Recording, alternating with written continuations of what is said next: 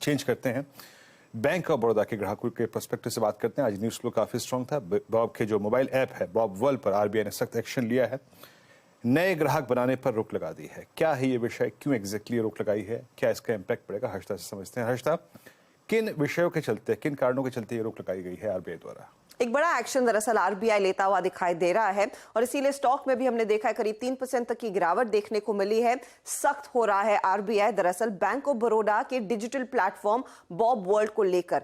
App पर जो नए ग्राहक है उनके जोड़ने को लेकर दरअसल आरबीआई ने पाबंदी लगा दी है या फिर रोक लगा दी है। आरबीआई कहता है कि कुछ ऐसी दरअसल खामियां हैं जिस वजह से अब बॉब वर्ल्ड नए ग्राहक नहीं जोड़ पाएगा। आरबीआई का फोकस यही है कि ग्राहक का पैसा हमेशा सुरक्षित रहे और किसी भी तरीके की फर्जीवाड़े रोकने के लिए ये एहतियातन दरअसल आरबीआई की तरफ से एक्शन आता हुआ दिखाई दिया है। ध्यान रहे कि जुलाई के महीने में बॉब वर्ल्ड पर आरोप लगा था कि यहां पर कुछ गड़बड़ी हुई है, कुछ अकाउंट्स के साथ छेड़छाड़ हुई है और उसी के बाद दरअसल आरबीआई की तरफ से ये बड़ा एक्शन आया है कि नए दरअसल ग्राहक आप नहीं जोड़ पाएंगे जब तक आप अपने सारे अकाउंट्स में चेक्स एंड बैलेंसेस नहीं लेकर आते और इस डिजिटल प्लेटफॉर्म को पूरी तरह से मजबूत नहीं कर देते। बॉब वर्ल्ड पर बैंक ऑफ बड़ौदा ने भी बयान दिया है कि इस समय दरअसल वो हर कोशिश कर रहे हैं उन सभी टेक्निकल खामियों को एड्रेस करने के लिए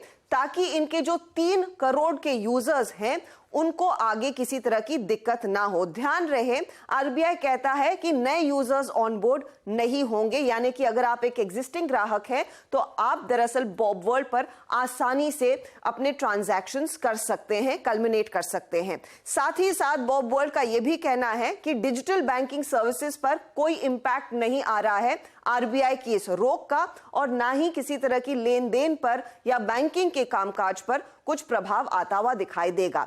ध्यान रहे ये डिजिटल प्लेटफॉर्म्स हर बैंक के लिए, चाहे निजी बैंक हो या फिर सरकारी बैंक, अहम होते हैं क्योंकि वहीं से सीधे ट्रांजैक्शंस आसानी से लोग करते हैं। बॉब वर्ल्ड के केस में भी अगर आप ध्यान दें FY23 में 18.5 करोड़ के ट्रांजैक्शंस, फाइनेंशियल ट्रांजैक्शंस हुए और FY22 से अगर आप तुलना करें उसमें 26% तक की वृद्धि देखने को मिली थी। नॉन फाइनेंशियल अगर ट्रांजैक्शंस देखें तो वहां पर भी 26.5% तक का इजाफा ही देखने को मिला था। कई सारे लोग आम बैंक के कामों के लिए सीधे इन डिजिटल प्लेटफॉर्म्स पर आते हैं और अगर बॉब वर्ल्ड के केस में देखें सबसे ज्यादा लोग अपने सेविंग्स अकाउंट को बॉब वर्ल्ड के जरिए ही एक्सेस करते हैं। 91% करंट अकाउंट वहां पर एक्सेस किए जाते हैं। एफडीज के लिए ये प्लेटफॉर्म 58% तक का बिजनेस लेकर आता है। पर्सनल लोन, क्रेडिट कार्ड्स हो, आरडीज हो, ये सारे वो काम है जो लोग पहले बैंकों के शाखाओं में जाकर करते थे लेकिन सीधे अब डिजिटल प्लेटफॉर्म्स के जरिए कर रहे हैं। इसीलिए बैंक ऑफ बड़ौदा के स्टॉक में आज थोड़ी सी मुनाफा वसूली देखने को मिली है क्योंकि डिजिटल प्लेटफॉर्म पर अब ये बैंक नए ग्राहक नहीं जोड़ पाएगा।